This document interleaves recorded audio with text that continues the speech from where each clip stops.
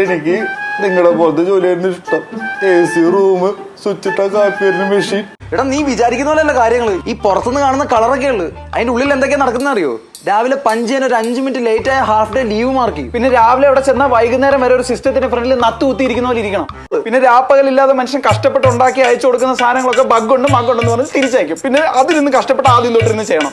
പോരാത്തൊരു ഒരു load project, dead ലൈനും, work pressure. ഇതൊന്നും പറയണ്ട. ആട്ട്, തുപ്പ്, തെറി, പരദൂഷണം, പാരവെപ്പ്, തൊഴുത്തിക്കുത്ത്, അടുത്ത ജീവിതം. ചിലരൊക്കെ ഇസ്ലാമിനെ വിമർശിക്കാറുണ്ട്, അടിമത്തത്തിന്റെ പേര് പറഞ്ഞു. ശരിക്കും ഇതൊക്കെയല്ലേ അടിമപ്പണി?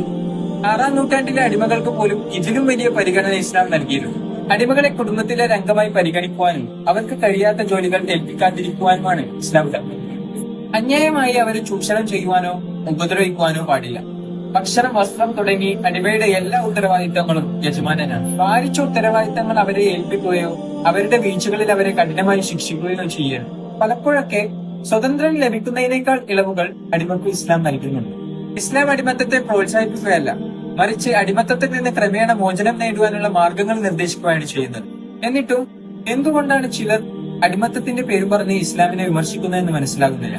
ഇനി അടിമ എന്നുള്ള വാക്കാണോ അവരുടെ പ്രശ്നം? കോളനിക്ക് പകരം സദ്ഗ്രാമം എന്നാക്കിയതുപോലെ അടിമക്ക് പകരം എംപ്ലോയി എന്നാക്കിയാൽ തീരാവുന്നതേ ഉള്ളൂ അവരുടെ പ്രശ്നം.